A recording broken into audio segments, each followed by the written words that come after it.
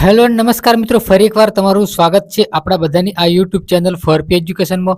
દોસ્તો, આજના વિડીયોમાં આપણે એકમ 4 આવી ગયા છીએ, જેમાં આપણે કોર્સ 2 ભારતીય શિક્ષણ દર્શન અને પ્રવર્તમાન ભારતીય સમાજમાં એકમ 4 આવી ગયા છીએ, જેમાં એકમ 4નું નામ છે ભારતનું બંધારણ અને શિક્ષણ. પીટીસી કરતા વિદ્યાર્થીઓ માટે ડીએલએડ અભ્યાસક્રમના મોડ્યુલ ખૂબ જ ઉપયોગી છે ફ્રેન્ડ્સ, અને જે ટાટની તૈયારી કરતા જે સ્ટુડન્ટ માટે પણ ખાસ ઉપયોગી છે આ વિડીયો. તો વિડીયોને અંત સુધી જોજો અને આપણી ચેનલને સબસ્ક્રાઇબ કરવાનું ન ભૂલતા. તો ચાલો આપણે વિડીયોને સ્ટાર્ટ કરી લઈએ અને સૌપ્રથમ આપણે જોઈએ કે પ્રસ્તાવના જોઈએ.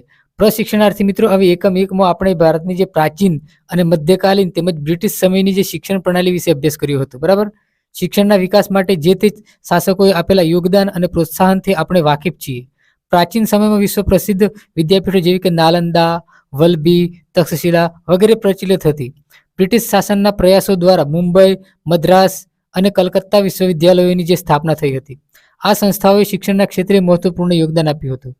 15મી ઓગસ્ટ 1947ના રોજ ભારત દેશ સ્વતંત્ર થયો અને તેનું પોતાનું બંધારણ 26મી જાન્યુઆરી 1950થી અમલમાં આવ્યું. ત્યારે આપણે જે જોઈ રહ્યું કે આપણા બંધારણનું વિઝન શું છે અને તેમાં આપણે શિક્ષણની કેટલી ચિંતા કરી, શિક્ષણ સંબંધી જે જોગવાઈઓ કરી છે. બરાબર, હવે આપણે આ એકમમાં ભારતીય બંધારણમાં રચના અને તેનું વિઝન, બંધારણમાં જે શિક્ષણ સંબંધી જોગવાઈઓ છે એ વિવિધ આર્ટિકલોના અર્થઘટન સાથે સાથે બાળકોની મફત અને ફરજિયાત શિક્ષણ મેળવવાના અધિકારના કાયદા 2009 વિશે માનવ સમાજ ઘડતર માટેના યોગ્ય પાયારૂપ અધિકારોનું પ્રાથમિક શિક્ષણથી આરોપણ થાય તે દ્રષ્ટિકોણથી માનવ અધિકારના જે શિક્ષણનો અભ્યાસ કરીશું. તો વિદ્યાર્થી મિત્રો, આપણે જે આગળના એકમો જોઈ ગયા કે જે મધ્યકાલીન અને પ્રાચીન સમયમાં તે અત્યાર સુધીના જે શિક્ષણમાં કેટલો વિકાસ થયો છે અને શાસકોએ કેટલું યોગદાન આપેલું છે અને પ્રોત્સાહન એનાથી આપણે પરિચિત છીએ. અને વિશ્વ પ્રસિદ્ધ જે વિદ્યાપીઠો હતી ફ્રેન્ડ્સ, કે જેવી કે નાલંદા, વલભી અને તક્ષશિલા વગેરે વિદ્યાપીઠો પ્રાચીન સમયે ખૂબ જ પ્રચલિત હતી. અને એ વિદ્યાપીઠોને ત્યારબાદ બ્રિટિશ શાસનકાળમાં દોસ્તો કે મુંબઈ, મદ્રાસ અને કોલકાતામાં જે ઘણી બધી વિશ્વવિદ્યાલયો સ્થપાઈ હતી. અને આપણો દેશ દોસ્તો 1947ના રોજ જે છે એ આઝાદ થયો. બરાબર, 15 ઓગસ્ટ 1947, અને તેનું પોતાનું જે બંધારણ છે એ ઘડવામાં આવ્યું અને 26 જાન્યુઆરી 1950માં બંધારણ અમલમાં આવ્યું. હવે દોસ્તો, આ બંધારણ વિશે અને શિક્ષણ વિશે શું સંબંધ છે અને કેટલી ચિંતા કરેલી છે, બાળકોને મફત અને ફરજિયાત શિક્ષણમાં કઈ આર્ટિકલો, કઈ કલમોમાં આપેલું છે, એ બધી જ માહિતી આજના વિડીયોમાં આપણે જોવાના છીએ. મતલબ કે આ એકમનું નામ છે ભારતનું બંધારણ અને શિક્ષણ સાથે શું સંબંધ છે બંધારણ, એની સંપૂર્ણ માહિતી આપણે મેળવવાના છીએ. ચાલો આપણે આગળ જોઈએ. હવે ઉદ્દેશ્ય શું છે કે પ્રશિક્ષણાર્થીઓ ભારતીય બંધારણની જે રચના અને તેનું વિઝન આપણે મૂલવી શકશે. પ્રશિક્ષણાર્થી ભારતનું વિઝન અને બંધારણ મૂલવી શકશે. પ્રશિક્ષણાર્થીઓ ભારતીય બંધારણમાં શિક્ષણ સંબંધી જોગવાઈઓ વર્ણવી શકશે. પ્રશિક્ષણાર્થીઓ શિક્ષણ સંબંધી આર્ટિકલની યાદી બનાવી તેનું અર્થઘટન કરી શકશે. પ્રશિક્ષણાર્થીઓ ભારતીય બંધારણમાં શિક્ષણ સંબંધી જોગવાઈઓના ફલિતાર્થો જણાવી શકશે. પ્રશિક્ષણાર્થીઓ સમાનતા માટે જે શિક્ષણ વિશે જોગવાઈ જાણી શકશે. પ્રશિક્ષણાર્થીઓ વંચિત જૂથના જે બાળકોના જે શિક્ષણની સમજૂતી આપી શકશે. હવે પ્રશિક્ષણાર્થીઓ આરટી 2009 વિશે મૂળભૂત બાબતો જણાવી શકાશે. પ્રશિક્ષણાર્થીઓ માનવ અધિકારો વિશે પણ જાણી શકશે અને માનવ અધિકારોના શિક્ષણમાં તંત્ર અને શાળાની ભૂમિકા જાણી શકશે. માનવ અધિકારના શિક્ષણમાં શિક્ષકની ભૂમિકા શું છે એ પણ જાણી શકશે. હવે આપણે દોસ્તો જોઈએ કે ભારતીય બંધારણની રચના અને વિઝન જોઈએ. રચના અને વિઝન શું છે? 15 ઓગસ્ટ 1947ના મંગલ દિને ભારત સ્વતંત્ર થયું. સ્વતંત્ર દેશના સુચારુ વહીવટ માટેના જે મૂળભૂત દસ્તાવેજો ઘડવા માટે બંધારણ સમિતિની રચના કરવામાં આવી. બંધારણ સમિતિના અધ્યક્ષ તરીકે ડોક્ટર રાજેન્દ્ર પ્રસાદ ની જે પસંદગી કરવામાં આવી. કે સૌપ્રથમ જે બંધારણ સમિતિના અધ્યક્ષ કોને પસંદ કરવામાં આવ્યા હતા? ડોક્ટર રાજેન્દ્ર પ્રસાદની. ખરડા સમિતિના અધ્યક્ષ ડોક્ટર ભીમરાવ આંબેડકર. બરાબર, કે જે બંધારણ સમિતિના અધ્યક્ષ ડોક્ટર રાજેન્દ્ર પ્રસાદ અને ખરડા સમિતિના અધ્યક્ષ ડોક્ટર ભીમરાવ આંબેડકરની પસંદગી કરવામાં આવી. આમ બંધારણમાં કુલ 389 સભ્યો હતા. સૌપ્રથમ કેટલા? 389 સભ્યો હતા. હવે આ સભ્યો ભારતની જે છે એ વિવિધ કોમ, પ્રદેશ, રાજકીય પક્ષોનું પ્રતિનિધિત્વ કરતા હતા. બંધારણના ભગીરથ કાર્ય માટેની જે કામગીરી 2 વર્ષ 11 માસ અને 18 દિવસ ચાલી હતી. કે જે બંધારણની કામગીરીની જે છે કામગીરીનો સમય કેટલો હતો? 2 વર્ષ 11 માસ અને 18 દિવસ. બંધારણના સભાના 166 દિવસના અંતે 26મી નવેમ્બર 1949ના રોજ બંધારણ સભામાં ભારતનું બંધારણ પસાર કરવામાં આવ્યું અને 26મી જાન્યુઆરી 1950ના રોજ તેનો અમલ શરૂ થયો. કે જે પસાર ક્યારે કરવામાં આવ્યું? કે 26 નવેમ્બર 1949. 26 નવેમ્બર 1949ના રોજ છે ભારતનું બંધારણ છે એ બંધારણ સભામાં પસાર કરવામાં આવ્યું અને અમલ ક્યારે થયું? 26મી જાન્યુઆરી 1950ના રોજ. હવે બંધારણનું વિઝન શું છે આપણે જોઈએ. કે ભારતીય બંધારણનું વિઝન પંડિત જવાહરલાલ નહેરુના નીતિદર્શક ઠરાવ 12 જાન્યુઆરી 1947માં સ્વીકારવામાં આવ્યું. હવે આ ઠરાવ નીચે મુજબના જે છે આદર્શો સાથે ધ્યાનમાં રાખીને જે છે રચના કરવામાં આવી હતી. પહેલું એક કામ જોઈએ આપણે કે સ્વતંત્ર સાર્વભૌમ પ્રજાસત્તાક ભારત રાજ્યની સ્થાપના, કે સ્વતંત્ર સાર્વભૌમ અને પ્રજાસત્તાક ભારતની રાજ્યની છે એ સ્થાપના કરી. ભારત સંઘમાં જોડાતા પ્રદેશોનું સ્થાન સ્વશાસિત એકમો હશે. સાર્વભૌમ સત્તા પ્રજા રહેશે. દરેક નાગરિકોને મૂળભૂત અધિકારો, તક અને કાનૂની સમાનતા તેમજ સામાજિક, રાજકીય અને આર્થિક ન્યાય પ્રાપ્ત થશે. લઘુમતી, કોમ, પછાત, આદિવાસી સમુદાય પોતાના જે ઉન્નતિ અને વિકાસની તકો અને સલામતી પૂરી પાડવામાં આવશે.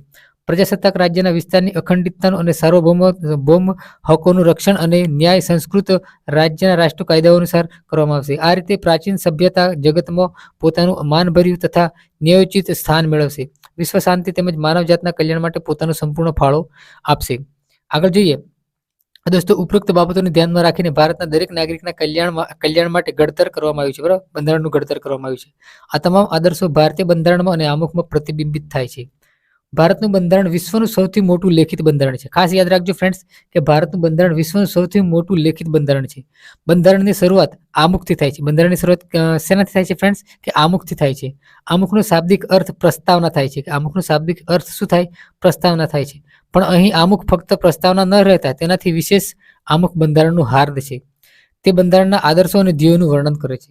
દોસ્તો કે બંધારણ જે આમુખ છે બંધારણના આદર્શો અને ધ્યેયોનું વર્ણન કરે છે. હવે દોસ્તો આપણે જે 1950 પછી 1976માં 42માં બંધારણીય સુધારા દ્વારા આમુખમાં સમાજવાદી, ધર્મનિરપેક્ષ, રાષ્ટ્રીય એકતા અને અખંડિતતા જેવા શબ્દો છે એ સામેલ કરવામાં આવ્યા હતા. કયા 42માં બંધારણીય સુધારા મુજબ કયા કયા શબ્દો છે એ એડ કરવામાં આવ્યા ફ્રેન્ડ્સ?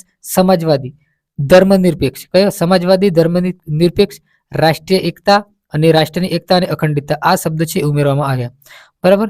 હવે જે આમુખની મૂળ ભાવનાને વધારે સ્પષ્ટ કરી અને ભારતનું બંધારણ આમુખ નીચે મુજબ શબ્દોમાં રજૂ કર્યું. બરાબર, કે ભારતનું બંધારણ આમુખ છે તમે જોઈ શકો છો. આમુખ: અમે ભારતના લોકો ભારતને એક સાર્વભૌમ, સમાજવાદી, બિનસાંપ્રદાયિક, લોકતાંત્રિક પ્રજાસત્તાક તરીકે સ્થાપિત કરવાનો તથા તેને સર્વને નાગરિકોનો જે છે એ સામાજિક, આર્થિક અને રાજકીય ન્યાય, વિજય, અભિવ્યક્તિ, માન્યતા, ધર્મ અને ઉપાસનાની સ્વતંત્રતા, દરજ્જા, તકની સમાનતા પ્રાપ્ત થાય તેમ કરવાનો અને તેનું સાર્વભૌમત્વનું ગૌરવ, રાષ્ટ્રની એકતા અને અખંડિતતા સુદૃઢ કરે એવી બંધુત્વ વિકાસનો ગંભીરતાપૂર્વક સંપર્ક કરીને સંવિધાન સભામાં 26 જાન્યુઆરી 1949ના રોજ આથી આ સંવિધાન અપનાવી તેને અધિનિયમ ફરી અને પોતાનો અર્પિત કરીએ છીએ. આ રીતે આમુખમાં લખેલું છે ફ્રેન્ડ્સ, તમે જોઈ શકો છો. ધ્યાનથી વાંચી રહેજો. આ જે છે એ આમુખમાં જે સ્પષ્ટ થયું છે કે ભારતના લોકશાહી ગણરાજ્ય છે. ગણરાજ્યના 6 મૂળ સિદ્ધાંતો: સ્વતંત્રતા, સમાનતા, ભાઈચારો, સમાજવાદ, ધર્મનિરપેક્ષતા અને ન્યાય. આ મૂળભૂત ગણરાજ્યના 6 મૂળભૂત સિદ્ધાંતો છે. કયા કયા? સ્વતંત્રતા, સમાનતા, ભાઈચારો, સમાજવાદ, ધર્મનિરપેક્ષતા અને ન્યાય. ભારત એક કલ્યાણ રાજ્ય છે બને એવો આદર્શ અહીં રજૂ થયો છે. ભારતીય બંધારણમાં આર્ટિકલ 12 થી 32 સુધી નાગરિકોના મૂળભૂત અધિકારો સ્પષ્ટ કર્યા છે. 12 થી 32 સુધી મૂળભૂત અધિકારો સ્પષ્ટ કર્યા છે અને શરૂઆતમાં નાગરિકોને 7 મૂળભૂત અધિકારો આપવામાં આવ્યા છે. પરંતુ 1979માં બંધારણના જે 44માં સુધારા મુજબ બંધારણીય સુધારા સંપત્તિના અધિકારને આ યાદીમાં રદ કરી કાનૂની અધિકાર યાદી સામેલ કર્યો છે. ત્યારબાદ 2002માં સરકારે 86માં બંધારણીય સુધારો કર્યો અને તે જે અધિકારોનો જે શિક્ષણનો અધિકાર જે મૂળભૂત અધિકાર તરીકે સામેલ કર્યો. બરાબર, 2002ના સુધારામાં શું ઉમેર્યું ફ્રેન્ડ્સ? કે શિક્ષણનો અધિકાર. જોઈ શકો છો તમે. બરાબર, બંધારણના અમલથી 1976 સુધી બંધારણમાં મૂળભૂત અધિકારો જ જે છે વ્યવસ્થા કરી હતી, પણ નાગરિકોના જે ઉત્તરદાયિત્વની ચર્ચા વિચારણા બંધારણમાં ન હતી. 1976માં 42માં બંધારણીય સુધારા દ્વારા આર્ટિકલ 51માં ભારતીય નાગરિકોના 10 મૂળભૂત કર્તવ્યને સામેલ કર્યા અને 2002માં 86માં બંધારણીય સુધારા મુજબ આર્ટિકલ 51 ક, ડ અને 11મી મૂળભૂત ફરજોનો ઉમેરો કરવામાં આવ્યો છે ફ્રેન્ડ્સ. બરાબર, 51 કમાં ભારતીય નાગરિકોની 10 મૂળભૂત કર્તવ્ય ફરજો જે કર્તવ્યોને સામેલ કર્યા અને 2002માં 86માં બંધારણીય સુધારા મુજબ આર્ટિકલ 51 ક અને ડ અને 11મી મૂળભૂત ફરજોનો ઉમેરો કરવામાં આવ્યો. જે આપણે ભારતના જે બંધારણમાં મૂળભૂત હકો, કર્તવ્યનિષ્ઠ ફરજો કે જે વિશે આપણે એક ભાવિ શિક્ષક તરીકે આપણે મૂળભૂત હકોને જેટલું મહત્વ આપીએ છીએ તેટલું જ મહત્વ મૂળભૂત કર્તવ્યોને આપવું જોઈએ. નાગરિકની વ્યક્તિત્વ અને સર્વમુખી વિકાસ માટે, દેશના વિકાસ માટે અને ભારતના કલ્યાણ રાજ્ય બની રહે એ તે અતિ મહત્વનું છે. આપણા બંધારણના આદર્શો અર્થમાં ચરિતાર્થ થાય છે કે એવા પ્રયત્નશીલ બને છે કે આપણા ભારતનું બંધારણ એવું વ્યવસ્થિત રીતે ઘડવામાં આવ્યું છે ફ્રેન્ડ્સ કે જેમાં દરેક નાગરિક જે શું છે સમાનતા રહે છે, ધર્મનિરપેક્ષતા અને ન્યાય, બધાને ન્યાય મળે એ રીતે જે છે બંધારણ છે એ લેખિત બંધારણ છે આપણું ભારતનું. આગળ જોઈએ આપણે કે બંધારણમાં શિક્ષણ સંબંધી જોગવાઈઓ કે બંધારણમાં શિક્ષણને લગતી કઈ જોગવાઈઓ છે એ આપણે જોઈએ કે ભારતીય બંધારણે ભારતના નાગરિકોને શિક્ષણનો અધિકાર આપ્યો છે કે રાઇટ ટુ એજ્યુકેશન આરટીઈ બરાબર શિક્ષણનો અધિકાર આપ્યો છે ત્યારે નાગરિકે પોતાના શિક્ષણના અધિકારનો ઉપયોગ કરી પોતાના વિકાસ દ્વારા બરાબર પોતાના વિકાસ દ્વારા રાષ્ટ્રના વિકાસમાં ભાગીદારી બને તે અપેક્ષિત છે પ્રશિક્ષણાર્થી મિત્રો જે બંધારણમાં શિક્ષણ સંબંધી અનેક જોગવાઈઓ કરવામાં આવી છે આ જોગવાઈઓનો આપણે અભ્યાસ કરતા પહેલા રાજ્યની ટૂંકી સમજ મેળવીએ બરાબર રાજ્યની ટૂંકી થોડી ઘણી સમજ મેળવીએ રાજ્ય બંધારણના રાજ્ય સભ્ય શબ્દ તરીકે ઘણા જે રાજ્ય સ્થાનિક કારોબારી એકમાત્ર ત્રણેય શબ્દ વપરાય છે બરાબર રાજ્ય માટે એક શબ્દ વપરાયો છે હવે શિક્ષણનો સંયુક્ત યાદીમાં સમાવેશ કે ભારતીય જે સત્તાની વહેંચણી 3 ભાગમાં કરવામાં આવી છે કે ભારતીય સત્તાની વહેંચણી કયા ભાગમાં કેટલા ભાગમાં કરવામાં આવી છે 3 ભાગમાં કયા સંઘ યાદી રાજ્ય યાદી અને સંયુક્ત યાદી ખાસ યાદ રાખજો ફ્રેન્ડ્સ કે ભારતીય બંધારણમાં જે સત્તાની વહેંચણી 3 ભાગમાં કરવામાં આવી છે ભારતીય બંધારણના સત્તાની વહેંચણી સંઘ યાદી રાજ્ય યાદી અને સંયુક્ત યાદી હવે સંઘ યાદીમાં સામેલ વિષયો જે છે કાનૂની કેન્દ્ર સરકાર બનાવે છે કોણ બનાવે છે કાનૂન અને કેન્દ્ર સરકાર બનાવે છે બરાબર રાજ્યના યાદીના વિષયો પર રાજ્ય અને કેન્દ્ર સરકાર કાયદા ઘડી શકે છે પણ જ્યારે બંનેના કાયદામાં વિરોધાભાસ હોય તો કેન્દ્ર સરકારનો કાયદો અમલી બને છે બંધારણના અમલથી 1977 સુધી શિક્ષણનો સમાવેશ રાજ્ય યાદીમાં હતો એટલા માટે શિક્ષણની વ્યવસ્થા કરવાનું ઉત્તરદાયિત્વ જે તે રાજ્ય સરકારોનું હતું કેન્દ્ર જે સંઘનું સરકારનું દાયિત્વ કેન્દ્ર શાસિત પ્રદેશની શિક્ષણ વ્યવસ્થા અને કેટલીક રાષ્ટ્રીય મહત્વ ધરાવતી શૈક્ષણિક સંસ્થાઓ તેમજ ટેકનિકલ અને ઉચ્ચ ટેકનિકલ શિક્ષણની જે છે એ ગુણવત્તા જાળવી રાષ્ટ્રીય મહત્વની ભાષાઓનો વિકાસ કરવાની અને રાષ્ટ્રીય મહત્વની ઉચ્ચ શિક્ષણ સંસ્થાઓ અને સંશોધન સંસ્થાઓ વ્યવસ્થા કરવાની જવાબદારી રહેતી હતી બરાબર હવે રાજ્ય સરકારોની જવાબદારી રાષ્ટ્રીય શિક્ષણ નીતિ અનુરૂપ પોતપોતાના રાજ્યમાં શિક્ષણ વ્યવસ્થા કરતા હતા કે જે જ્યારે શું હતું કે પોતપોતાના રાજ્યમાં શિક્ષણની વ્યવસ્થા કરતા હતા કેન્દ્ર સરકારે દેશના વિભિન્ન ભાગોમાં પ્રાથમિક શિક્ષણના સાર્વત્રિકરણ માટે અનેક યોજનાઓ અમલમાં મૂકી છે કેન્દ્ર સરકાર રાજ્ય સરકારોના શિક્ષણ વ્યવસ્થા માટે આર્થિક સહાયભૂત પૂરી પાડે છે રાજ્ય સરકારો શિક્ષણના સાર્વત્રિકરણના ધ્યેય માટે સતત પ્રયત્નશીલ છે અને રાજ્ય સ્તરે અનેક યોજનાઓ ચલાવે છે ઉદાહરણ તરીકે આપણે શાળામાં પ્રવેશોત્સવ કન્યા કેળવણી ઘણી બધી રાજ્ય સરકારે આપણને જે સ્કૂલોમાં જે યોજનાઓ ઘણી બધી આપણને આપેલી છે હવે દોસ્તો તમે જોઈ શકો છો કે જન્મથી 6 વર્ષના બાળકોની દેખભાળ અને શિક્ષણની વ્યવસ્થા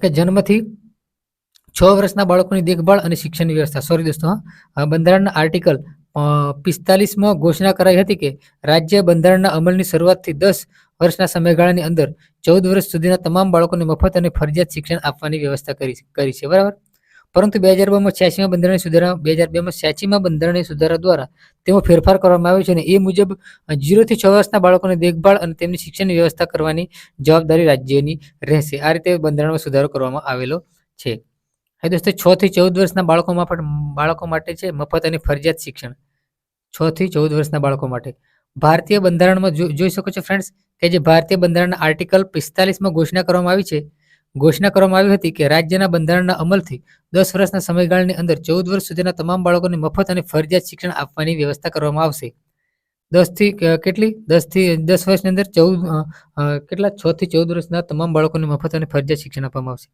હવે આ દિશા નિર્દેશ સિદ્ધાંત અને અન્યય કેન્દ્ર સરકાર અને રાજ્ય સરકાર સતત પ્રયત્નશીલ હતી અને તેના ભાગરૂપે શિક્ષણમાં સુધારા જોવા મળ્યા છે પરંતુ અંતિમ ધ્યેય સાર્વત્રિકરણ ગુણવત્તાયુક્ત શિક્ષણ પૂરું પાડવાનો હેતુ સંપૂર્ણપણે સિદ્ધ થયો ન હતો આ હેતુ સિદ્ધ માટે 2002માં 86માં બંધારણીય સુધારા અન્વયે શિક્ષણનો અધિકાર નામનો કાયદો છે એ ઘડવામાં આવ્યો અને એપ્રિલ 2010 થી અમલીકૃત કરવામાં આવ્યો આ સુધારા અન્વયે 21 ક ઉમેરવામાં આવ્યો કયો ઉમેરવામાં આવ્યો ફ્રેન્ડ્સ કે 21 ક ઉમેરવામાં આવ્યો અને આ આર્ટિકલ મુજબ દેશના તમામ 6 થી 14 વર્ષના બાળકોને પ્રાથમિક શિક્ષણ મફત અને ફરજિયાત આપવાની જવાબદારી સરકારની છે અને બાળકોનું શિક્ષણ મેળવવાનો જે છે એ અધિકાર આપવામાં આવ્યો અને આગળના જે મુદ્દામાં આપણે શિક્ષણ અધિકાર વિશે વિગતે અભ્યાસ કરીએ કે જુઓ ફ્રેન્ડ્સ કે શૈક્ષણિક સંસ્થામાં પ્રવેશ માટે સમાન અધિકાર કે શૈક્ષણિક સંસ્થામાં પ્રવેશ માટે કોઈ પણ ભેદભાવ કરવામાં આવશે નહીં અને સમાન અધિકાર આપવામાં આવશે ભારતીય બંધારણના આર્ટિકલ 29(2) મુજબ રાજ્ય સંચાલિત રાજ્યની સહાયથી ચાલતી શૈક્ષણિક સંસ્થાઓમાં કોઈ પણ વ્યક્તિને ધર્મ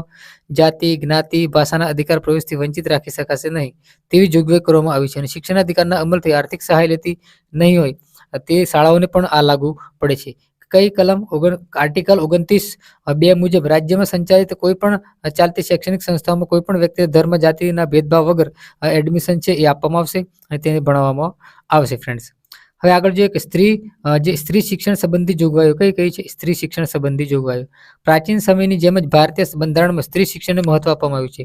આર્ટિકલ 51(3) મુજબ રાજ્યના નાગરિકોને જાતીયતાના આધારે ભેદભાવ નહીં કરે અને જરૂર જણાય તો સ્ત્રીઓને તેમજ બાળકોના જે ઉત્કૃષ્ટ માટે રાજ્ય ખાસ જોગવાઈ કરી શકશે. આ અનુસાર જે રાજ્ય સ્ત્રી શિક્ષણને ઉત્તેજન આપે તેવી વિશિષ્ટ કાર્યક્રમો પણ સ્વતંત્રતા છે. આપણા રાજ્યના સ્ત્રી શિક્ષણને ઉત્તેજન આપવા સંદર્ભે પ્રાથમિક કક્ષાએ કન્યા કેળવણી, રથયાત્રા, શાળા પ્રવેશોત્સવ તેમજ કન્યા શિક્ષણ નિઃશુલ્ક કરવામાં આવ્યું છે.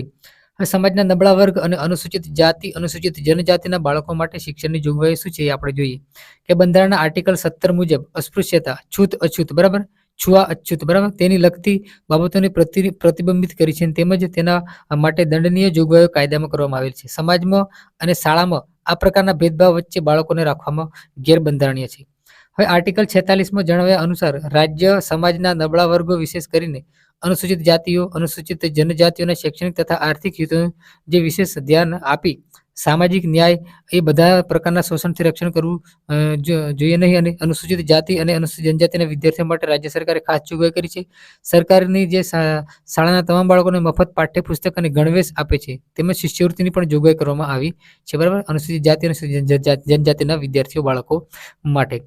હવે દોસ્તો લઘુમતીઓ માટે શિક્ષણની જોગવાઈ શું છે? બંધારણમાં લઘુમતી શબ્દ અલ્પસંખ્યક માટે ઉપયોગમાં લેવાયો છે. તે ધર્મ કે ભાષાકીય જૂથ હોઈ શકે. ભારતીય બંધારણમાં લઘુમતી સમુદાય આર્ટિકલ 30માં મહત્વપૂર્ણ જોગવાઈ કરવામાં આવી છે બરાબર. તો દોસ્તો અહીંયા તમે જોઈ શકો છો કે જે લઘુમતીઓ માટે પણ ખાસ જે છે જોગવાઈ કરવામાં આવી છે જેમાં 30A તમામ ધાર્મિક કે ભાષાકીય લઘુમતી જાતિઓને પોતાની શૈક્ષણિક સંસ્થાઓ સ્થાપવાનો અને ચલાવવાનો અધિકાર રહેશે. 30(2) શું છે? શિક્ષણ સંસ્થાઓને આર્થિક સહાય આપવાની બાબતમાં રાજ્ય કોઈપણ સંસ્થા પ્રત્યે તે ધાર્મિક કે ભાષાકીય લઘુમતીઓ દ્વારા સંચાલિત સંસ્થા છે તેવા કારણસર ભેદભાવ રાખી શકશે નહીં. અહીં તમે જોઈ શકશો ફ્રેન્ડ્સ કે ધાર્મિક શિક્ષણ સંબંધી સ્પષ્ટ નિર્દેશ કે ભારતીય બંધારણના આર્ટિકલ 28માં ઘોષણા કરવામાં આવી છે કે રાજ્યના નાણાંમાંથી નિભાવતી શિક્ષણ સંસ્થામાં કોઈ પણ પ્રકારનું ધાર્મિક શિક્ષણ આપી શકાશે નહીં.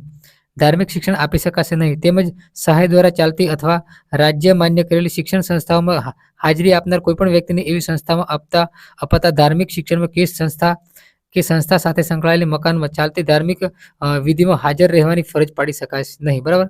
આવી ધાર્મિક વિધિઓ પણ કરી શકાશે નહીં. તમે ખાસ ધ્યાન રાખજો.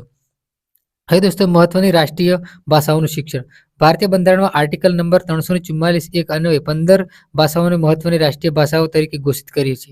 ત્યારબાદ 1992માં 72 બંધારણીય સુધારા સાથે અન્ય 3 ભાષાઓ ઉમેરો કર્યો જેમાં 2003માં 92માં સુધારા અન્ય 4 બીજી ભાષાઓનો સમાવેશ કરવામાં આવ્યો અને આમ ટોટલ જે છે એ દોસ્તો 22 ભાષાઓનો વિકાસ રાજ્ય માટે જે છે બધા પ્રયત્નો કરશે.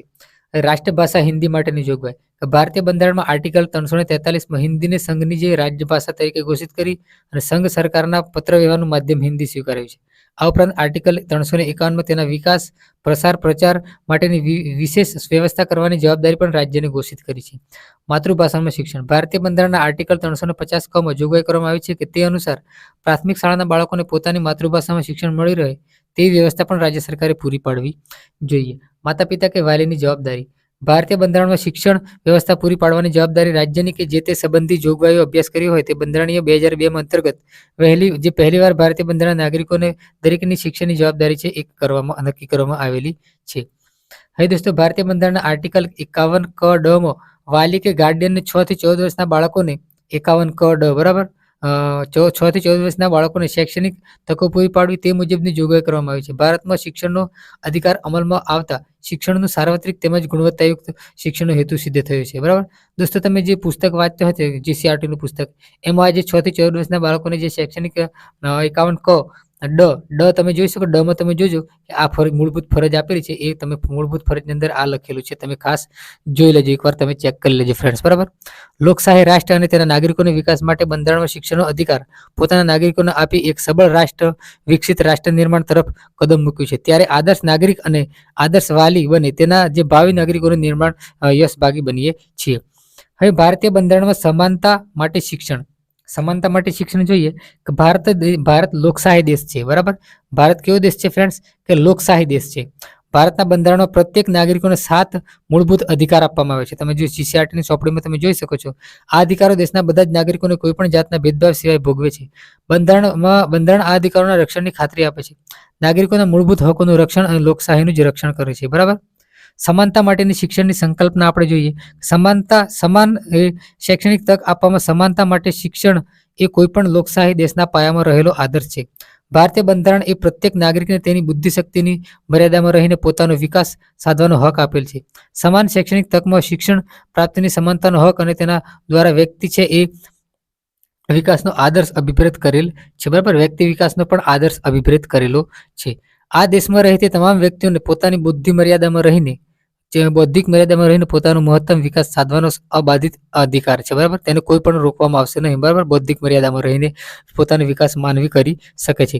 ભલે વ્યક્તિ કોઈ પણ ધર્મનો હોય, વર્ણનો હોય, સ્તરનો હોય કે કોઈ પણ વિસ્તારનો રહેતો હોય, છોકરો હોય કે છોકરી હોય, ગમે તેવા અંતરાયો હોવા છતાં તેની સૌની જે શિક્ષણ મેળવી શકે છે અને પોતાનો વિકાસ સાધી શકે છે. એટલે સમાન શૈક્ષણિક તક શિક્ષણની પ્રાપ્તિ માટે કોઈ પણ પ્રકારના સામાજિક, સાંસ્કૃતિક, આર્થિક, જાતીય અંતરાયો વિના સમાજના પ્રત્યેક નાગરિકને શિક્ષણ મેળવવા અને વિકાસ સાધવાની સમાન તક એટલે સમાનતા માટેનું શિક્ષણ.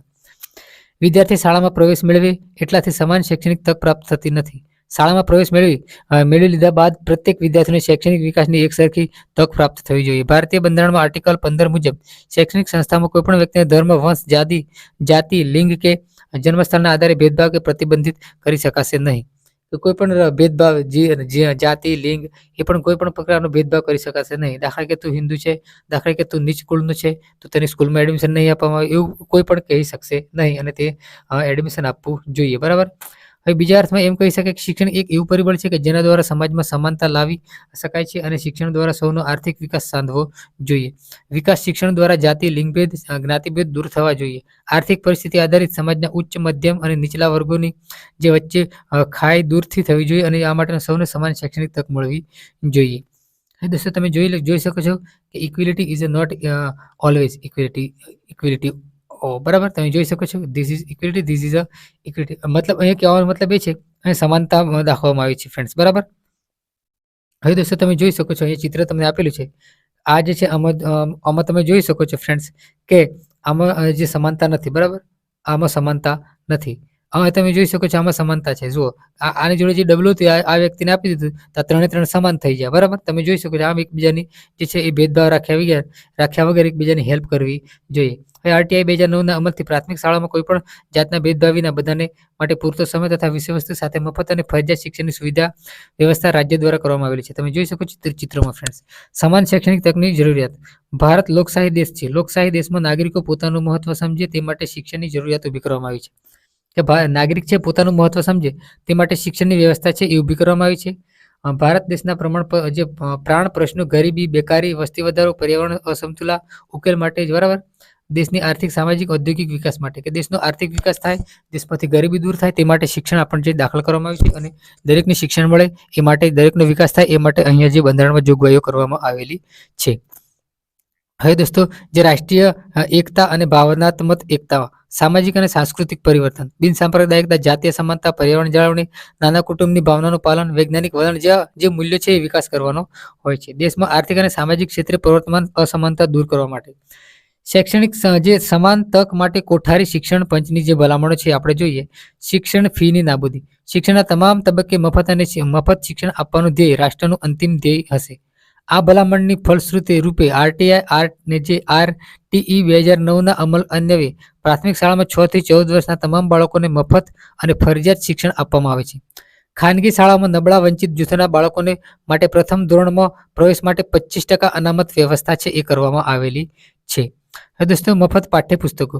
પ્રાથમિક શાળાના બધા જ બાળકોને મફત પાઠ્યપુસ્તકો આપવામાં જે યોજના છે એ અમલમાં કરવામાં આવેલી છે કે વિનામૂલ્ય પાઠ્યપુસ્તક હેઠળ. બરાબર, ગાંધીનગર દ્વારા એમ કરીને તમે જોઈ શકો છો પાઠ્યપુસ્તકની અંદર લખેલું હોય છે. કેળવણીના તમામ જે તબક્કે શિષ્યવૃત્તિની સગવડ. દોસ્તો, પ્રાથમિક કક્ષાએ કોઈ પણ આશાસ્પદ વિદ્યાર્થી આર્થિક મુશ્કેલીને કારણે ભણી ન શકે તેવું ન બનવું જોઈએ. પ્રવર્તમાન સમયમાં અનુસૂચિત જાતિ, અનુસૂચિત જનજાતિ, સામાજિક અને શૈક્ષણિક પછાત વર્ગ તથા વિશિષ્ટ જરૂરિયાતવાળા બાળકોને શિષ્યવૃત્તિ આપવામાં આવે છે. અહીંયા તમે જોઈ શકો વિશિષ્ટ જરૂરિયાતવાળા બાળકો એટલે કેવા ફ્રેન્ડ્સ? આગળ વિડીયોમાં મેં તમને સમજાવેલું છે કે વિશિષ્ટ જરૂરિયાતવાળા બાળકો એટલે કે જે અપંગતા હોય, આ તે બધા વિકલાંગ હોય, આ બધા બાળકો એની અંદર આવી જાય. હવે દોસ્તો, છોકરાઓને શિક્ષણ પર વધુ ભાર મૂકવો, છોકરીઓના શિક્ષણ પર. બરાબર, આદિવાસી બાળકોના શિક્ષણ પર વિશેષ ભાર મૂકવો. આદિવાસી જે બાળકો છે એના ઉપર શિક્ષણનો ખૂબ જ ભાર મૂકવો. કોઠારી શિક્ષણ પરની ઉપરોક્ત ભલામણોને ધ્યાનમાં રાખી પ્રાથમિક શિક્ષણમાં શિક્ષણની સમાન તકો માટે રાજ્ય સરકાર પ્રયત્નશીલ છે. વંચિત જૂથો, ખાસ કન્યાઓ માટે શિક્ષણ, અનુસૂચિત જાતિ અને અનુસૂચિત જનજાતિના બાળકો તથા વિશિષ્ટ જરૂરિયાતવાળા બાળકોને પણ એ વિશે ચર્ચા આપણે જે છે એ કરીશું. હવે કન્યાઓ માટે શિક્ષણ છે એ શિક્ષણની સમાનતા. ભારતમાં સ્ત્રીઓના સામાજિક દરજ્જામાં ઘણા ચડાવ ઉતાર જોવા મળે છે. ઇતિહાસ વિહંગાવલોકન કરીએ તો વેદકાલીન સમયે સ્ત્રીઓએ પુરુષોને સમાન સ્થાન આપવામાં આવતું હતું. વર્તમાન સમયમાં તેમાં બદલાવ જોવા મળે છે. હાલના તબક્કે કન્યાઓને શિક્ષણ અંકે દોસ્તો તમે જોઈ શકો છો કે સ્ત્રીઓને પુરુષના સાક્ષરતાના આંકડામાં સ્પષ્ટપણે તફાવત જોઈ શકાય છે. 21મી સદીમાં અને આ પરિસ્થિતિમાં ધીમો પણ મક્કમ સુધારો જોવા મળે છે. તેના વધારે જે તક મળે તેમ પ્રયત્નો નીચે અહીંયા જોઈ શકે છે. કન્યા કેળવણી માટે એક રાષ્ટ્રવ્યાપી ઝુંબેશ શરૂ કરવી, કન્યા કેળવણીનું મહત્વ સમજાવવા, જાગૃતિ લાવવા, એક્શન પ્લાન ઘડી સમૂહ માધ્યમો દ્વારા પ્રચાર પ્રસાર કરવો. ગુજરાતમાં દોસ્તો છેલ્લા 10 વર્ષથી કન્યા કેળવણી મહોત્સવ ઉજવાય છે. કન્યાઓ માટે ફીની નાબૂદી કરવી, કન્યા કેળવણી માટે પછાત વિસ્તારોમાં આશ્રમ શાળાઓની સ્થાપના કરવી જોઈએ અને આવી શાળાઓ સંપૂર્ણ સ્વખર્ચે સરકાર ભોગવશે, બરાબર. અને રાજ્ય કક્ષાએ કેન્દ્રમાં જે કન્યાઓની શિક્ષણના પ્રશ્નો છે એ ઉકેલવાનો વહીવટ તંત્રની રચના કરવામાં આવી. મહિલા સંગઠનોને કન્યા કેળવણીની ઝુંબેશને વિશેષ મહત્વ આપવું અને તે માટે કાર્ય કરવું. આર્થિક રીતે પછાત કન્યાઓને આર્થિક સહાય આપવી, તેજસ્વી કન્યાઓને વિશેષ શિષ્યવૃત્તિની જોગવાઈ કરવી. આ રીતે કન્યા કેળવણી માટે ઘણી યોજનાઓ અમલમાં થયેલી છે ફ્રેન્ડ્સ. હવે દોસ્તો સામાજિક અને આર્થિક રીતે પછાત વર્ગોનું શિક્ષણ છે એ આપણે જોઈએ. દોસ્તો રોજિંદા જીવનની મુશ્કેલીઓ મર્યાદાઓ સામનો કરતા સંતોષકારક જે આર્થિક, સમાજને અને સાંસ્કૃતિક દરજ્જો પ્રાપ્ત કરવાનો અસમર્થ એવા લોકોને સામાજિક રીતે પછાત ગણવામાં આવે છે. કે જે લોકોને પોતાના જે છે એ જીવન ગુજારવામાં તકલીફ પડતી હોય અને આર્થિક રીતે તકલીફ પડતી હોય તેવા પરિવારોને જે છે શિક્ષણ જે છે એ ફ્રીમાં આપવામાં આવે છે શિક્ષણ, બરાબર. ભારતમાં સામાન્ય રીતે કેટલીક નીચલી જ્ઞાતિઓ, આદિવાસીઓ સામાજિક પછાત ગણવામાં આવે છે. આર્થિક રીતે પછાત અને આર્થિક સ્થિતિના સંદર્ભમાં જોવામાં આવે છે. અહીં આપણે સમાજના વંચિત વર્ગ, ખાસ કરીને અનુસૂચિત જાતિ, અનુસૂચિત જનજાતિના શિક્ષણની જે સમાન તકો છે એ તકો વિશે આપણે વાત કરીએ કે અનુસૂચિત જનજાતિ અને અનુસૂચિત જાતિના બાળકોને કોઈ પણ મુશ્કેલી વગર શાળામાં પ્રવેશ મળે તેવી વ્યવસ્થા કરવી.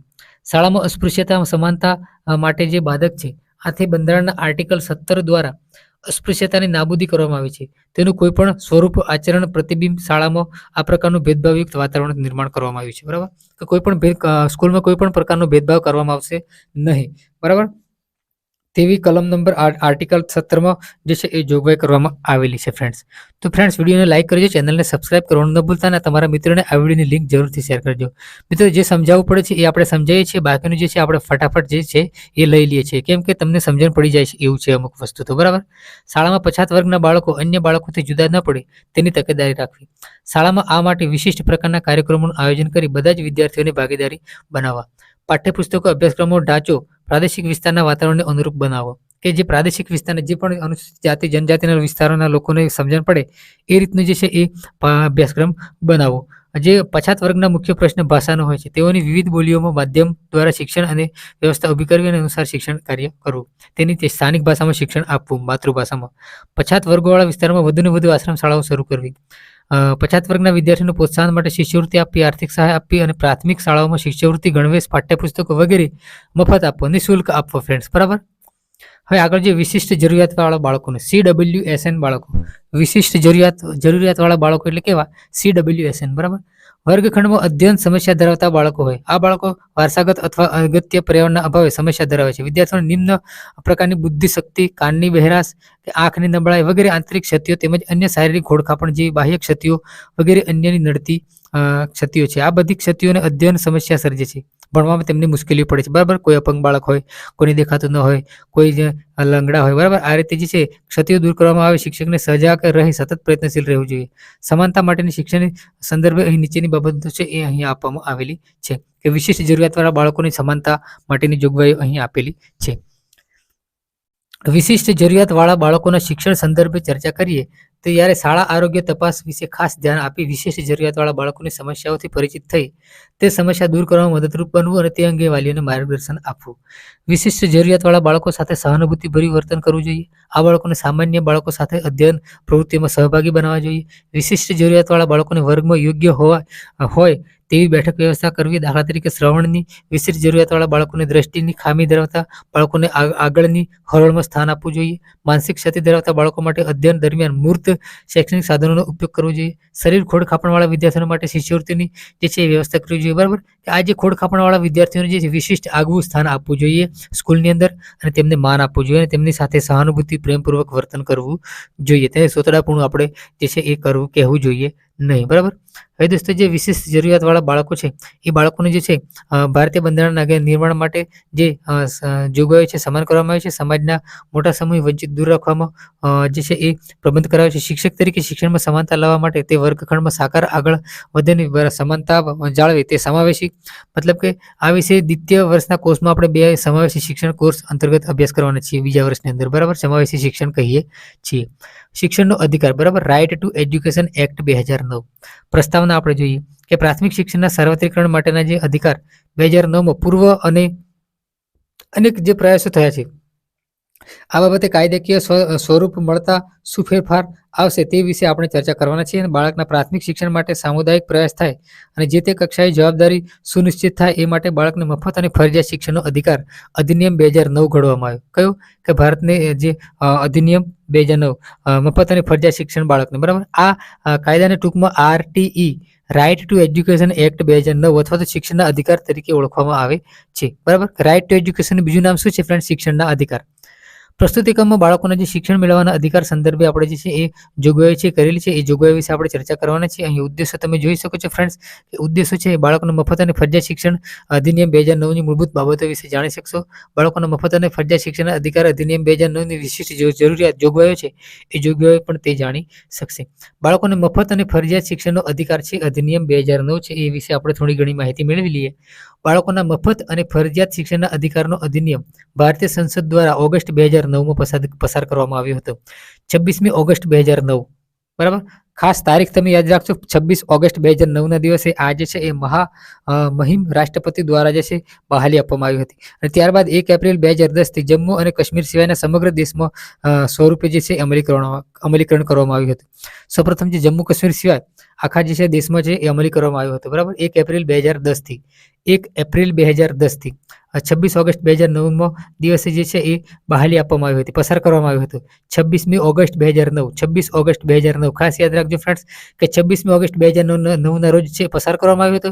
અને 1 એપ્રિલ 2010 થી જે છે એ કાયદો છે એ કાયદાનું સ્વરૂપ આપી તેને અમલ કરવામાં આવ્યો હતો. 26 ઓગસ્ટ 2009 પસાર કર્યો અને 1 એપ્રિલ 2010 અમલ કર્યો. બરાબર, હવે દોસ્તો તમે જોઈ શકો છો આર્ટિકલ 21A તરીકે રાઇટ ટુ એજ્યુકેશન નામનો અધિકાર દાખલ કરવામાં આવ્યો હતો. આ નામનો દાખલ કરવામાં આવ્યો તેનો આર્ટિકલ કયો હતો? 21A.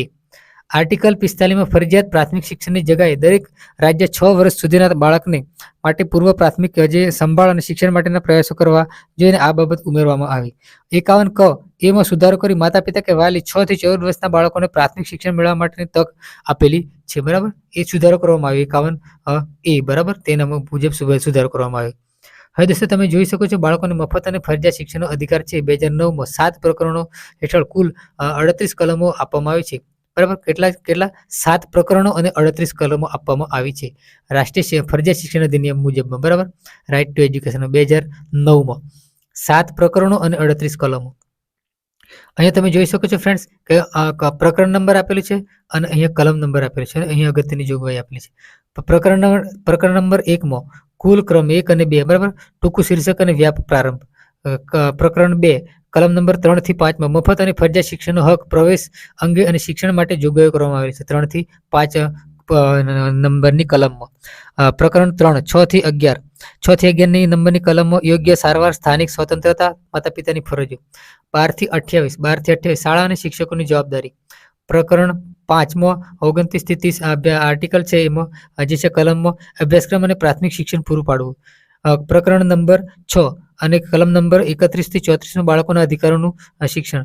પ્રકરણમાં પ્રકરણ નંબર 7માં 35 થી 38 પ્રકરણો આપેલા છે. બરાબર, આ રીતે અહીંયા જે 6 થી 14 વર્ષના બાળકોને નજીકની શાળામાં મફત અને ફરજિયાત શિક્ષણ છે એ આપવામાં આવશે. અને હવે દોસ્તો 6 થી વધુ વર્ષની વય જૂથના બાળકને શાળામાં પ્રવેશ ન અપાયો હોય અથવા પ્રવેશ અપાયા છતાં તેનું પ્રાથમિક શિક્ષણ પૂરું ન કરી શક્યા હોય ત્યારે ખાસ તાલીમ બાદ જે તે ઉંમરની પ્રમાણે ધોરણમાં દાખલ કરવામાં આવશે. બરાબર, તમે જોઈ શકો છો કે જે 6 થી વધુ વર્ષની વય જૂથના બાળકોને પ્રવેશ ન પાયો અથવા તો રહી ગયું હોય તો તેને ફરીથી પ્રવેશ આપવાનો અને બાળકના પ્રવેશ માટે માથાદીઠ ફી કે પ્રવેશ પરીક્ષા લઈ શકાશે નહીં. આ ઉપરાંત શાળામાં દાખલ કરેલા કોઈ પણ બાળકને પ્રારંભિક શિક્ષણ પૂરું થતા સુધીમાં કોઈ પણ ધોરણે રોકી શકાશે નહીં અથવા તો કાઢી શકાશે નહીં. બાળકને શારીરિક શિક્ષા કે માનસિક કનડગત કરી શકાશે નહીં, એટલે કે બાળકો સાથે મારપીટ નહીં કરી શકાય કે તેમને અપમાનજનક શબ્દો વડે સંબોધિત પણ નહીં કરી શકાય કે કોઈ પણ એવું કૃત્ય પણ નહીં કરી શકાય કે જે બાળકને માનસિક પણ તાણ પહોંચાડતું હોય. બાળકને પ્રાથમિક શિક્ષણ પૂરું થતા સુધી બોર્ડની કોઈ પરીક્ષા પાસ કરવાની રહેશે નહીં અને પ્રાથમિક શિક્ષણ પૂરું થતાં નિયત કરવામાં આવેલ સ્વરૂપમાં પ્રમાણપત્ર આપવામાં આવશે. બાળકોના મફત અને ફરજિયાત શિક્ષણનો અધિકાર અધિનિયમ 2009 હેઠળ જે શાળા અને શિક્ષકોની જવાબદારી દર્શાવવામાં આવી છે તે ટૂંકમાં વિગત આપણે જોઈએ કે શાળામાં નિયમિત હાજરી અને સમયપાલન, નિર્ધારિત જોગવાઈઓ અનુસાર અભ્યાસક્રમ ચલાવવો અને પૂર્ણ કરવો, નિર્દિષ્ટ સમયની અંદર સંપૂર્ણ અભ્યાસક્રમ પૂર્ણ કરવો, દરેક બાળકને ભણાવવાની અને શીખવાની શક્તિઓનું મૂલ્યાંકન કરી તેના આધારે પોતાની શિક્ષણ યોજનાઓ તૈયાર કરવી, બાળકોના માતા પિતા અને વાલીઓ સાથે નિયમિત બેઠક યોજી બાળકની હાજરી, નિયમિતતા, બાળકની શીખવાની ક્ષમતા અને અભ્યાસમાં સાધેલી પ્રગતિ તેમજ બાળક અંગે જે અન્ય પ્રસ્તુત માહિતી અંગે જાણકારી આપવી. કોઈપણ શિક્ષક ખાનગી ટ્યુશન કરી શકશે નહીં તથા બાળકોને શારીરિક એકમ કે માનસિક ત્રાસ આપી શકશે નહીં. નિમ્ન પ્રાથમિક શાળામાં ઓછામાં ઓછું 200 દિવસ અને ઉચ્ચ પ્રાથમિક શાળામાં ઓછામાં ઓછું 220 દિવસનું શિક્ષણ કાર્ય થવું જોઈએ. 220 દિવસ ઉચ્ચ શાળામાં, બરાબર, અને અઠવાડિયામાં ઓછામાં ઓછા 45 કલાકનું કામ થવું જોઈએ. કેટલા કલાક? 45 કલાકનું. માનવ અધિકારનું શિક્ષણ, બરાબર.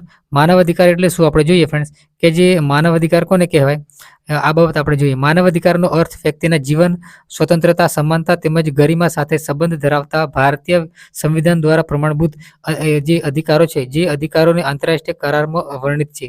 આમ ભારતમાં ન્યાયાલયો દ્વારા પસાર થયેલા છે. અધિકારો વિના વ્યક્તિની સ્થિતિ પશુ સમાન થઈ જાય છે. તેના માધ્યમથી જ વ્યક્તિ પોતાની વ્યક્તિગત, સામાજિક, આર્થિક અને આધ્યાત્મિક જરૂરિયાતોને પૂર્ણ કરી શકે છે અને પોતાના વ્યક્તિત્વનો વિકાસ સાધવા માટે સમર્થ બની શકે છે. મનુષ્ય હોવાના કારણે તેની જે છે એ કેટલીક અધિકારો સાથે કેટલાક અધિકારો અને સ્વતંત્રતા જોડાયેલ છે, જેથી વંચિત રહેવાથી મનુષ્ય પોતાની માનવતાથી વંચિત ન થઈ જાય છે. આથી જ જેમાં તમામ જે અધિકારો છે સ્વઘોષિત, ઉદ્ઘોષિત કરાય છે અને પોતાના અધિકારોથી સાર્વત્રિક ઘોષણાની માનવજાતિના મહાધિપત્રક પર જે કહેવામાં આવે છે. યોગ્ય છે કે જે મુજબ માનવ અધિકારનો અર્થ વિવિધ દ્રષ્ટિકોણથી નીચે મુજબ છે. આપણે જોઈ લઈએ કે માનવ અધિકાર એવો થાય છે કે જે દરેક વ્યક્તિને માનવ હોવાની માત્રથી પ્રાપ્ત થાય છે, પછી ભલે તે રાષ્ટ્રીયતા, લિંગ, વ્યવસાય, વર્ગ અને સામાજિક આર્થિક સ્થિતિ ગમે તેવો હોય, બરાબર. માનવ અધિકાર એટલે માનવ જીવન અર્થપૂર્ણ, સંતોષજનક, ગૌરવવંત બનાવે એવા મુખ્ય અધિકારો. માનવ અધિકારો એટલે માણસના ગૌરવ અને રક્ષણની વ્યવસ્થા જણાવતા અધિકારોનો સમૂહ. માનવના એક માનવ તરીકેના માનવમાં આવેલી કુદરતી અધિકારો એટલે માનવ અધિકારો, બરાબર. માનવ અધિકારો વિશે આપણે જોઈએ શું છે. માનવ અધિકારોની વિશ્વવ્યાપી ઘોષણામાં જે માનવ અધિકારો નિર્ધારિત કરવામાં આવે છે તેને આપણે બાબત વિશે જાણકારી મેળવી. દરેક વ્યક્તિ જાત, રંગ, લિંગ, ભાષા, ધર્મ, રાજકીય, જન્મ કે અન્ય દરજ્જો તેમજ સામાજિક આર્થિક સ્થિતિ જોવા કોઈપણ જાતના ભેદભાવ વગર ઘોષણાપત્રમાં જણાવેલ બધા જ અધિકારો અને સ્વતંત્રતાનો હકદાર છે. તે માનવ અધિકારોને ટૂંકમાં નીચે મુજબ છે આપણે તારવી શકીએ, બરાબર. માનવ અધિકાર એટલે શું? દરેક માનવીને પોતાની રીતે રાજ્યમાં ફરવાનો અધિકાર છે, પોતાની રીતે તેને શિક્ષણ મેળવવાનો અધિકાર છે, પોતાનો ધર્મ પાળવાનો અધિકાર છે અને પોતાનો જે જાતિમાં પાળવાનો અધિકાર છે. કોઈ પણ રોકટોક કરી શકશે નહીં, બરાબર. એવી તો સ્વતંત્રતા અહીં આપવામાં આવેલી છે. દરેક વ્યક્તિને જીવવાનો અને સ્વતંત્રતાનો સ્વરક્ષણનો પણ અધિકાર છે, બરાબર. સ્વરક્ષણનો અધિકાર પણ અહીંયા આપવામાં આપેલો છે. હવે કોઈને પણ ગુલામી કે પરાધીન દશામાં રાખી શકાશે નહીં. કોઈ પણ વ્યક્તિ ઉપર જુલમ કરવામાં આવશે નહીં. દરેક વ્યક્તિને દરેક ઠેકાણે કાયદાની સમજ માનવ તરીકે સ્વીકાર કરવાનો અધિકાર છે.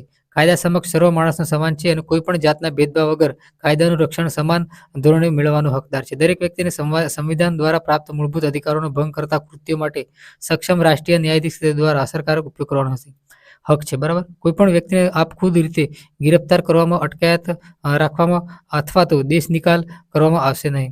કાયદા પ્રમાણે ગુનેગાર સાબિત થાય ત્યાં સુધી પોતાને નિર્દોષ માનવાનો સૌ કોઈને અધિકાર છે. દરેક વ્યક્તિને ઘર, કુટુંબ, પત્રવ્યવહાર જેવી બાબતોમાં દખલગીરી અથવા તો તેના માન પ્રતિષ્ઠા પર આક્રમણ માટે કાયદાનું રક્ષણ મંગાવવાનો અધિકાર છે. દરેક વ્યક્તિ પોતાના દેશમાં હરવા ફરવા, સ્થળાંતર, હેરફેર, વસવાટ, ત્યાગ, પુનઃ પ્રવેશની સ્વતંત્રતાનો અધિકાર છે.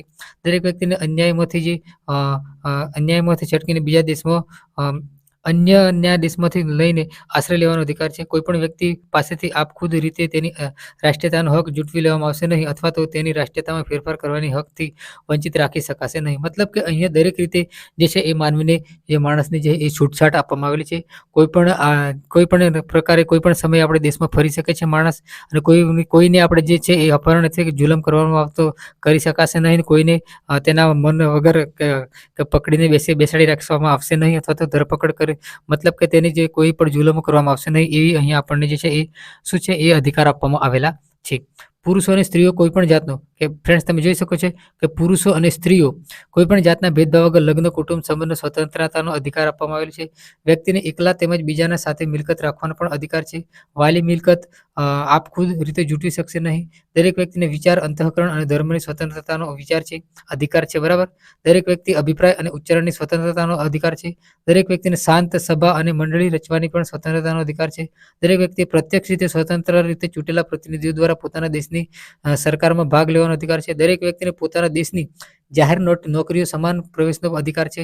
સમાજના એક સભ્ય તરીકે સામાજિક સલામતીનો અધિકાર અને તેના ગૌરવ તથા વ્યક્તિત્વના વિકાસ માટે અપરિહાર્ય એવા આર્થિક, સામાજિક, સાંસ્કૃતિક વિષયો અધિકારો પણ આપવામાં આવેલા છે.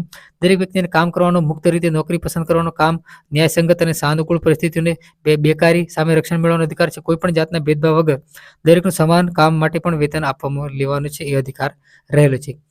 દરેક વ્યક્તિને કામના કલાકોની જે વ્યાજબી મર્યાદા અને પગાર સાથે સામાજિક રજાઓ સહિત આરામ અને ફુરસદનો અધિકાર છે. પોતાના અને પોતાના પરિવારના આરોગ્ય તથા કલ્યાણ માટે પણ પર્યાપ્ત અધિકારો અહીં આપવામાં આવે. ઘણા બધા અધિકારો છે, છૂટછાટ આપવામાં આવેલી છે ફ્રેન્ડ્સ. બરાબર. તમે જોઈ શકો છો અહીંયા બીમાર, અપંગ અવસ્થા, વેધવ્ય, વૃદ્ધાવસ્થા, અન્યના આજીવિકાના અભાવ પ્રસંગે સલામતીનો પણ અધિકાર છે. દરેક વ્યક્તિને શિક્ષણનો પણ અધિકાર છે. ઓછામાં ઓછું પ્રાથમિક અને પાયાના તબક્કાઓમાં શિક્ષણ મફત અને ફરજિયાત રહેશે. લાયકાતના ધોરણે ઉચ્ચ શિક્ષણ સૌને પ્રાપ્ત કરવાનો પણ અધિકાર છે. બરાબર. પોતાના બાળકોનું કયા પ્રકારનું શિક્ષણ આપવું તે પસંદ કરવાનો પણ પ્રથમ અધિકાર મા બાપને રહેશે. સમાજની સાંસ્કૃતિક પ્રથમ અધિકાર કયો મા બાપને રહેશે. સાંસ્કૃતિક પ્રવૃત્તિઓને મુક્તપણે ભાગ લેવાનો અને કળા તથા વૈજ્ઞાનિક વિકાસ તેનો લાભ લેવાનો પણ અધિકાર છે. પોતે જેનો સર્જક હોય તેવા કોઈ વૈજ્ઞાનિક, સાહિત્યિક, વિષયક, કલાલક્ષી સર્જનમાંથી નિપજ અને ભૌતિક હિતોના રક્ષણનો અધિકાર છે. આ ઘોષણામાં રજૂ કરવામાં આવેલ અધિકારો અને સ્વતંત્રતાનો તેઓ જેમાં સંપૂર્ણ સિદ્ધ થઈ શકે તેવા પણ ઘણા બધા અધિકારો અહીંયા આપણને આપેલા છે. ફ્રેન્ડ તમે જોઈ શકો છો. તમને વિડીયો સાંભળીને કંટાળો આવશે એટલા બધા જે છે તમે કંટાળી ન જતા ફ્રેન્ડ્સ. વિડીયોને લાઈક કરજો, ચેનલને સબસ્ક્રાઈબ કરવાનું ન ભૂલતા. દોસ્તો, માનવ અધિકારોનું શિક્ષણ એટલે શું? કે માનવ અધિકારનું શિક્ષણ એ માનવ અધિકારો થકી જ્ઞાન, કૌશલ્ય, મૂલ્યોની વિકાસ સંબંધી શીખવાની પ્રક્રિયા છે. જેઓ માનવ અધિકાર સંબંધિત જ્ઞાનને આપણા અધિકારો સંબંધિત જાણકારી અને માનવ અધિકારોનો ભંગ થતા કેવા પરિણામો આવે તે શીખવામાં આવે છે. માનવ અધિકારો સંબંધિત કૌશલ્યમાં બીજાને સાંભળવું, સ્વાદ અને સંબંધિત પ્રશ્નો પૂછવા જેવી બાબતોનો સમાવેશ થાય છે. માનવ અધિકારોનું મૂલ્યો ખૂબ જ મહત્વપૂર્ણ છે, જેમાં દરેક માન, સન્માન, પ્રતિષ્ઠાનો અધિકાર છે એવી માન્યતાઓનો સમાવેશ થાય છે. વ્યક્તિ જ્યારે પોતાના માનવ અધિકારો પ્રત્યે સભાન બને છે ત્યારે જ તે અન્યના માનવ અધિકારોને માન સન્માનની નજરે જોઈ શકે તેવું રક્ષણ કરતા શીખે છે. આ બધું રોજબરોજના જીવનમાં અમલ મૂકી જાતે અનુભવ ત્યારે જ સારી રીતે પ્રાપ્ત કરી શકે. રોજબરોજના જીવનકાળમાં શાળા એ તેને આ અનુભવો સારી રીતે પૂરા પાડી શકે, જેમ કે સ્વતંત્રતા, સહિષ્ણુતા, સત્ય, સમદ્રષ્ટિ જેવી અમૂર્ત બાબતોને ઔપચારિક શિક્ષણ કાર્ય દરમિયાન સુદૃઢ કરીને ભાવનાઓને જે છે પ્રોત્સાહિત કરી શકાય છે. હવે દોસ્તો, તમે જોઈ શકો છો કે માનવ અધિકારના શિક્ષણમાં તંત્ર અને શાળાની ભૂમિકા. કે શાળા કક્ષાએ માનવ અધિકારનું રક્ષણ આપવા માટે શિક્ષણ તંત્ર, શાળાએ જે નીચે મુજબની છે પ્રયત્નો કરવા જોઈએ. શાળા શિક્ષણને અસર કરતા રાષ્ટ્રીય કાયદાઓમાં માનવ અધિકાર શિક્ષણનો સમાવેશ કરવામાં આવે છે. જરૂરિયાત પ્રમાણે અભ્યાસક્રમ અને પાઠ્યપુસ્તકોનું પુનઃગઠન કરવું. શિક્ષકોની પૂર્વ સેવાકાલીન તાલીમમાં માનવ અધિકારો અને માનવ અધિકારોના શિક્ષણની પદ્ધતિનો સમાવેશ કરવો. જરૂરિયાત પ્રમાણેનું શૈક્ષણિક સાહિત્ય તૈયાર કરવું. શાળા કક્ષાએ સહઅભ્યાસિક પ્રવૃત્તિનું આયોજન એવી રીતે કરવું કે જેથી માનવ અધિકારો અંગે જાગૃત બાળકોના કુટુંબ અને સમાજ સુધી વિસ્તરતી કરી શકાય. શિક્ષકો અને માનવ અધિકાર સાથે જોડાયેલા શિક્ષક સંઘો, માનવ અધિકાર સમૂહ તેમજ જે બિનસરકારી સેવાઓ NGO સાથે મળીને ક્ષેત્રે મદદરૂપ જે છે એ સંગઠન કરવું જોઈએ. ફ્રેન્ડ્સ તમે ખાસ ધ્યાન રાખજો. હવે દોસ્તો, આગળ આપણે જોઈએ કે ઔપચારિક રીતે શાળા સમય બાદ પ્રવૃત્તિઓ વિવિધ મંડળો અને યુથ ફોરમના માધ્યમથી માનવ અધિકારોનું શિક્ષણ શાળા પ્રાંગણમાં કે પ્રાંગણની બહાર જરૂરિયાત મુજબ આપી શકાય છે. શાળાઓએ બાળકો, તેમના વડીલો, પંચાયતો, મ્યુનિસિપલ મંડળોનો સમાવેશ કરતા બાળક સંરક્ષણ પ્રબંધન એકમ જૂથ સ્થાપના કરવી જોઈએ. જે એકમનું કાર્ય સંભાળ અને સંરક્ષણની જરૂરિયાતોવાળા બાળકોને નોંધ રાખવાનું તથા બાળક દુર્વ્યવહારના કિસ્સાઓની ખબર પોલીસ કે બીજા સંબંધિત અધિકારીઓને આપવાનું હોઈ શકે છે. શિક્ષકો દ્વારા બાળકોને માનવ અધિકારોની જાગૃતિ કેળવાય તે વિષય પર ચર્ચા સત્રો, શાળાના પ્રાર્થના સમયમાં કાર્યક્રમો છે ગોઠવવા જોઈએ. શાળાએ માનવ અધિકારને લગતા વિષયો આધારિત વક્તૃત્વ સ્પર્ધા યોજવી જોઈએ. માનવ અધિકારોના રક્ષણ માટેની પ્રવૃત્તિઓની સંસ્થા કે કચેરીના તજજ્ઞ વ્યક્તિ દ્વારા શાળાના બાળકોની વય કક્ષા અનુસાર વિષયને લગતા જે વક્તવ્યો છે એ પ્રશ્ન ચર્ચા ગોઠવવી જોઈએ. માનવ અધિકારના વિષયો પર આધારિત નિબંધ સ્પર્ધાઓ અને લોક જાગૃતિ માટેની રેલીઓ પણ કાઢવી જોઈએ. માનવ અધિકાર માટે આ બધી પ્રવૃત્તિઓ કરવી જોઈએ ફ્રેન્ડ્સ, બરાબર.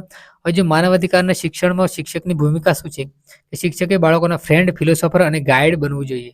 શું બનવું જોઈએ? ફ્રેન્ડ, ફિલોસોફર અને ગાઈડ, જેથી બાળકો તેમની સામે પોતાની ચિંતા અને વેદનાઓ, ભય ઇત્યાદિ વ્યક્ત કરી શકે છે. ભય વગર જે છે એ ચિંતા વગર જે વ્યક્ત કરી શકે છે, બીક વગર જે છે એ વ્યક્ત કરી શકે છે. શિક્ષકે બાળકોના અધિકારોને માનવીય અધિકારો સમજવા તેમજ સમાજમાં પણ તેના પ્રકારની જરૂર જાગૃતતા દાખવવી જોઈએ. બાળકોને શાળામાં કે શાળા બહાર કોઈ પણ સ્થાને ઉપેક્ષા, દુર્વ્યવહાર, જબરજસ્તી, શોષણ આધીન બનાવવામાં આવી શકે છે. શિક્ષકે શાળા બહારની પરિસ્થિતિનો સ્વીકાર કરી બરાબર સમજી અને ઓળખવામાં પૂરતો સમય આપીને તે માટેના સંભવિત ઉપાયો હાથ ધરવા જોઈએ. શિક્ષકના બાળકના જે પરિસરમાંથી શાળાના પરિસરમાંથી બાળક બહાર નીકળે એટલે કે બાળકોના અધિકારોનું રક્ષણ અને ફરજનો અંત આવતો નથી. શાળાના તંત્રની બહારના બાળકનું જીવન શિક્ષકના હકારાત્મક હસ્તક્ષેપથી બદલાઈ શકે છે, જેના માટે શિક્ષકે પોતાની જાતને આવી સમસ્યાઓને હલ કરવા માટે તૈયાર રહેવું જોઈએ. વર્ગખંડ શિક્ષણને વધુ રસપ્રદ અને માહિતીપ્રદ બનાવવું જોઈએ. જેના માટે શિક્ષક કેન્દ્રીય અધ્યાપનને બદલે બહુમાર્ગીય સંચાર સ્થાન આપવું જોઈએ. મતલબ કે ઘણી બધી જે છે એ અનૌપચારિક ચર્ચાઓ પણ કરવી જોઈએ અને વાલીઓને પણ સમજાવવા જોઈએ ફ્રેન્ડ્સ, બરાબર. હવે તમે જોઈ શકો શાળા વ્યવસ્થાપન સમિતિની બેઠકો તેમજ વાલી સંમેલનમાં આ અધિકારોના મુદ્દાની ચર્ચા કરવી જોઈએ. શિક્ષકો બાળકોને શિસ્તબદ્ધ કરવા માટે પક્ષીય ચર્ચા અને સલાહ જેવી હકારાત્મક સશક્તિકરણ પ્રક્રિયાઓનો ઉપાય કરવા જોઈએ.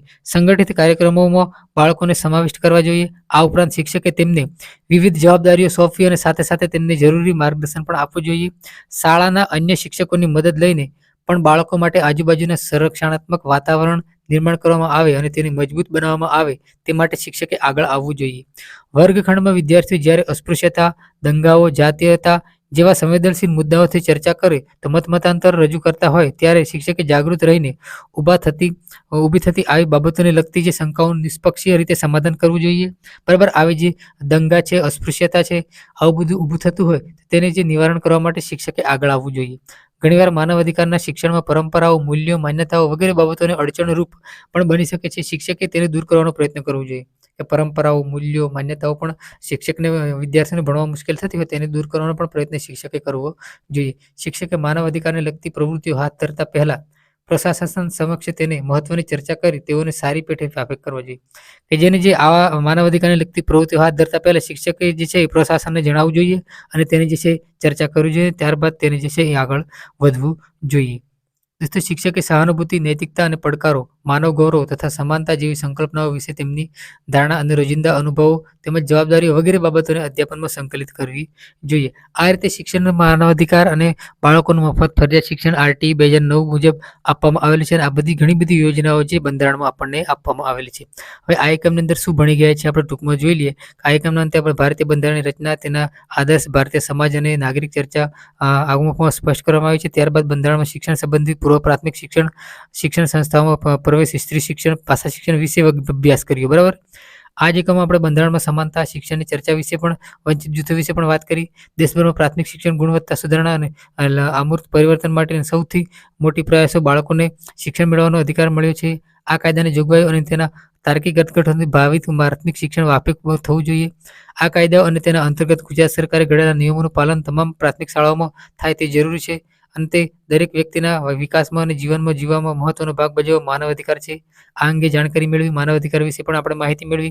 આ અધિકારોનું શિક્ષણ પૂરું પાડવામાં તંત્ર, શાળા અને શિક્ષકની પણ ભૂમિકા, જ્ઞાન હોવું જોઈએ અને ખૂબ જ અગત્યની વાત છે.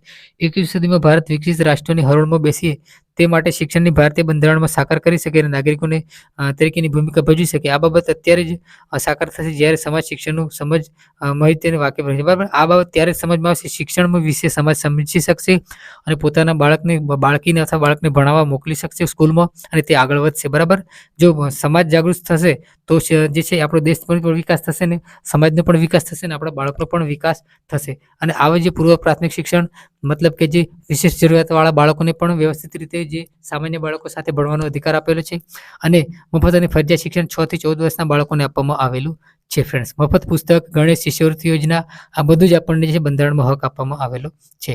તો દોસ્તો, આજના વિડીયોમાં આટલું. વિડીયો જોવા બદલ તમારો ખૂબ ખૂબ આભાર અને આવા નવા વિડીયો જોવા માટે આપણી ચેનલ ફોરપે એજ્યુકેશન અચૂકથી સબસ્ક્રાઇબ કરવાનું ન ભૂલતા. અને મળીએ નેક્સ્ટ વિડીયોમાં. ત્યાં સુધી જય હિન્દ, વંદે માતરમ. અને જો બોલવામાં ભૂલચૂક થઈ હોય તો માફ કરજો ફ્રેન્ડ્સ. તો મળીએ નેક્સ્ટ વિડીયોમાં.